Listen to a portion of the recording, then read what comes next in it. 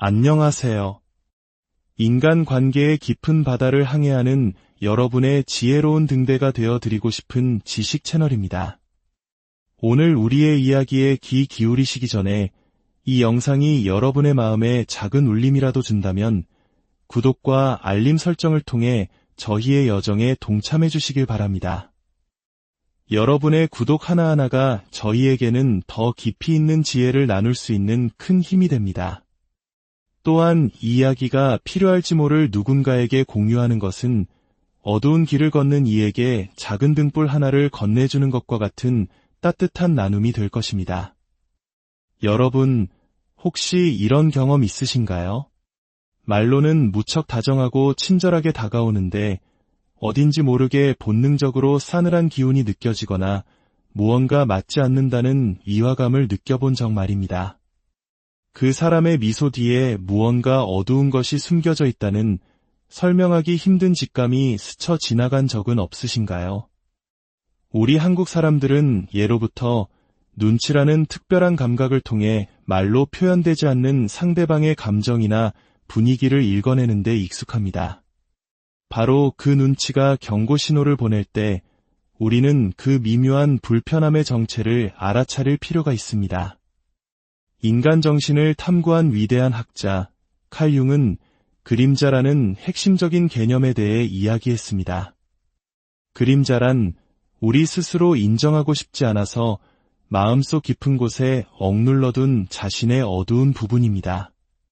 하지만 이 그림자는 종종 다른 사람을 대하는 방식을 통해 무의식적으로 모습을 드러내곤 합니다. 누군가가 마음속에 증오, 시기, 혹은 원망과 같은 부정적인 감정을 품고 있다면 그들은 그것을 필사적으로 숨기려 할 것입니다.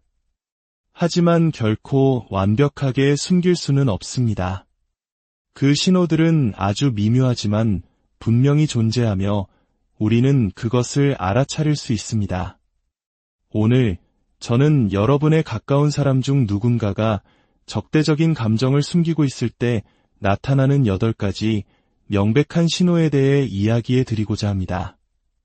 특히 8번째 신호는 가장 교묘하고 알아차리기 어려우니 끝까지 집중해 주십시오.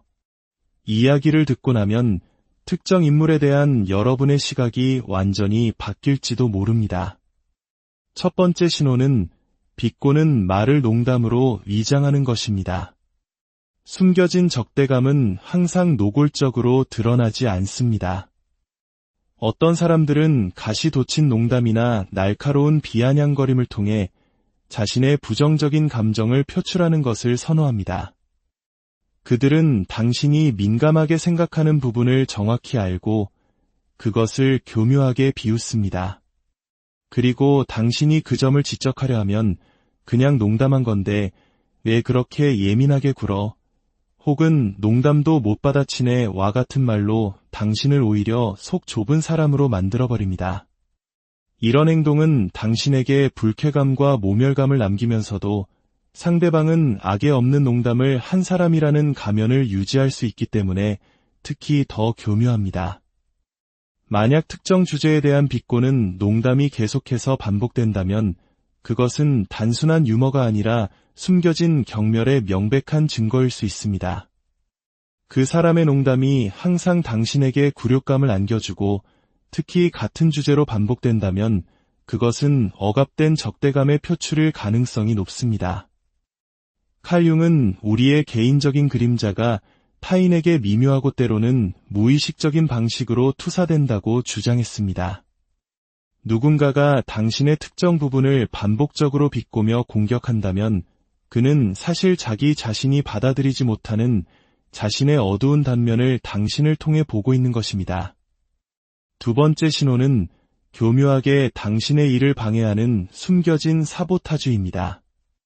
만약 가까운 사람이 당신의 성공이나 성장의 위협을 느낀다면 그들은 아주 미묘한 방식으로 당신을 방해하려 할 수 있습니다.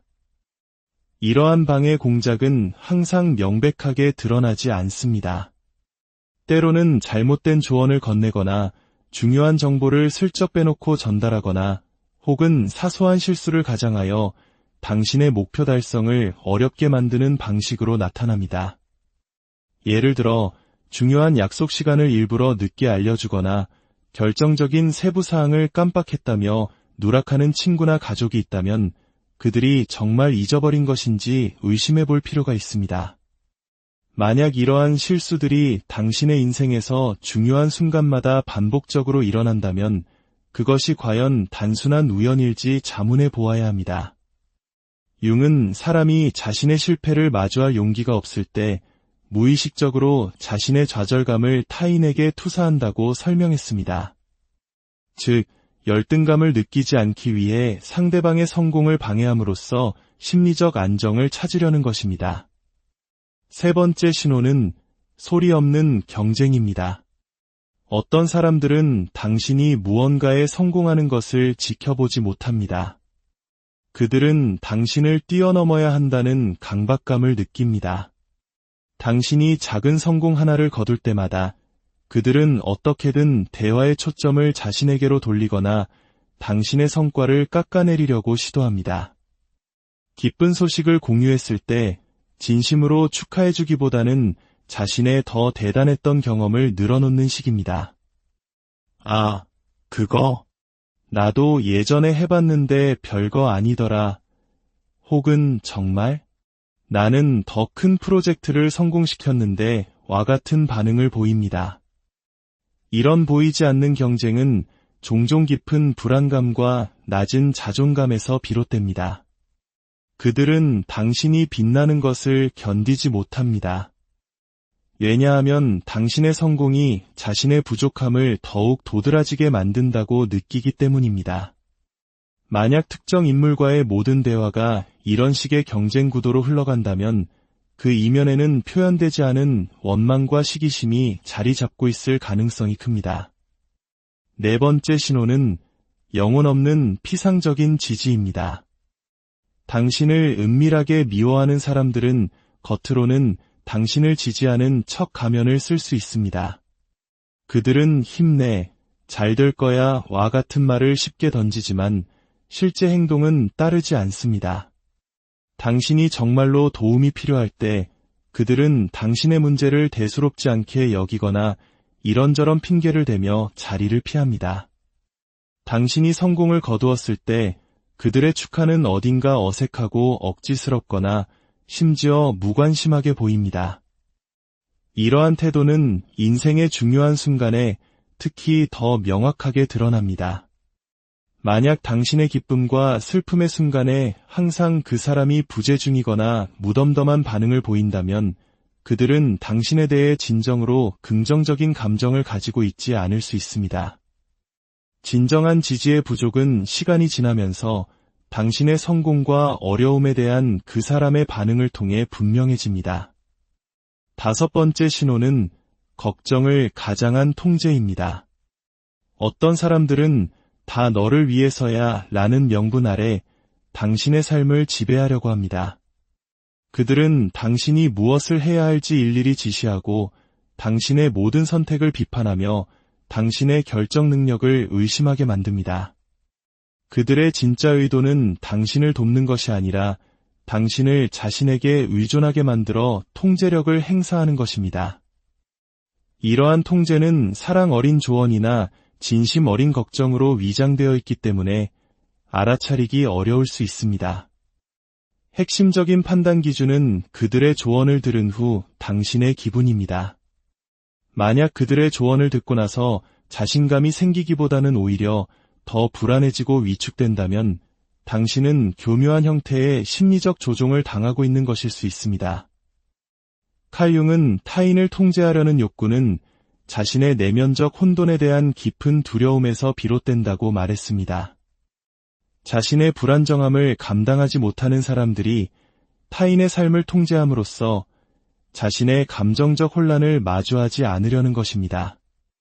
여섯 번째 신호는 뒷담화와 비판의 확산입니다. 당신에게 부정적인 감정을 품은 사람들은 좀처럼 그것을 당신 앞에서 직접적으로 표현하지 않습니다. 대신 그들은 다른 사람들에게 당신에 대한 비판이나 왜곡된 정보를 퍼뜨리는 것을 선호합니다. 소위 뒷담화라고 하죠. 이러한 행동은 당신이 알아차리지 못하는 사이에 간접적으로 당신에게 영향을 미치기 때문에 특히 더 해롭습니다. 만약 뚜렷한 이유 없이 주변 사람들의 태도가 차가워지거나 몇몇 친구나 동료들이 당신을 피하기 시작한다면 누군가 당신에 대한 부정적인 소문을 퍼뜨리고 있을 가능성이 있습니다. 거짓 소문은 당신의 평판을 훼손하고 점차 당신을 고립시키는 아주 강력한 무기입니다. 융은 타인의 신용을 떨어뜨리려는 욕구는 종종 자신의 불안감과 약점을 상대방에게 투사하려는 무의식적인 시도라고 설명했습니다. 즉, 당신에 대해 나쁘게 말하는 사람들은 사실 당신에 대해서가 아니라 자기 자신에 대해 더 많은 것을 드러내고 있는 셈입니다. 7번째 신호는 당신의 성공을 기뻐해주지 못하는 것입니다. 우리 속담에 사촌이 땅을 사면 배가 아프다는 말이 있습니다. 이는 타인의 성공을 진심으로 축하해주지 못하는 인간의 시기심을 정확히 묘사합니다. 당신을 진정으로 아끼는 사람들은 당신이 성공했을 때 자신의 일처럼 기뻐해줍니다. 힘든 시기에는 곁을 지켜주고 당신이 승리했을 때는 함께 축하해줍니다. 하지만 당신에게 원한을 품은 사람들은 당신의 성공 앞에서 짜증과 불편함을 감추기 어렵습니다.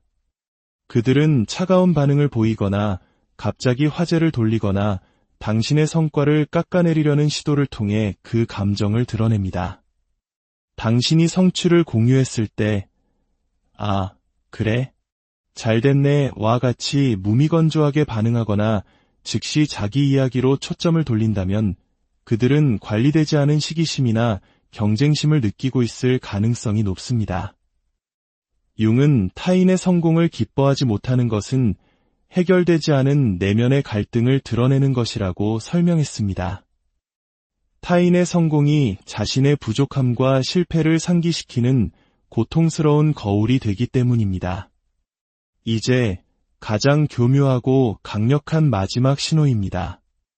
8번째 신호는 비언어적인 신호와 숨겨진 디테일입니다. 숨겨진 증오는 말보다 몸짓으로 더 분명하게 드러납니다. 많은 사람들이 자신의 감정을 말로 속이려 하지만 몸은 결코 거짓말을 하지 못합니다. 무심코 스쳐 지나가는 차가운 눈빛, 어색하게 지어 보이는 억지 미소, 순간적으로 굳어지는 표정, 혹은 긴장감이 감도는 침묵은 천마디 말보다 더 많은 것을 이야기해줍니다. 누군가 당신을 좋아하는 척하지만 속으로는 적대감을 품고 있다면 아주 미묘한 제스처에서 그것을 감지할 수 있습니다. 당신이 성공담을 이야기할 때 그의 손이 무의식적으로 뻣뻣해지거나 칭찬을 건네는 목소리 톤이 미세하게 바뀌거나 특정 순간에 당신과의 눈맞춤을 피하는 것 등이 그 예입니다. 칼 융은 우리의 무의식과 신체는 결코 거짓말을 하지 않는다고 강조했습니다. 의식은 가면을 쓸 수 있지만 몸은 진짜 감정에 반응하기 때문입니다. 만약 당신이 어떤 사람에게서 설명할 수 없는 긴장감, 불편함 혹은 냉담함을 느낀다면 당신의 직감을 믿으십시오. 당신의 의식적인 마음이 합리화하지 못하는 어떤 중요한 신호를 당신의 무의식이 포착했을 가능성이 높습니다. 말은 얼마든지 우리를 속일 수 있습니다. 하지만 몸짓 언어와 사소한 디테일들은 언제나 진실을 드러냅니다. 오늘 인간의 복잡한 내면을 향한 이 여정에 함께해 주셔서 감사합니다. 이 이야기가 여러분이 관계 속에서 더 큰 지혜와 평온을 찾는데 도움이 되기를 진심으로 바랍니다. 당신의 모든 날이 가식이 아닌 진실하고 따뜻한 연결로 가득하기를 기원합니다. 다음 영상에서 더 깊이 있는 이야기로 다시 찾아뵙도록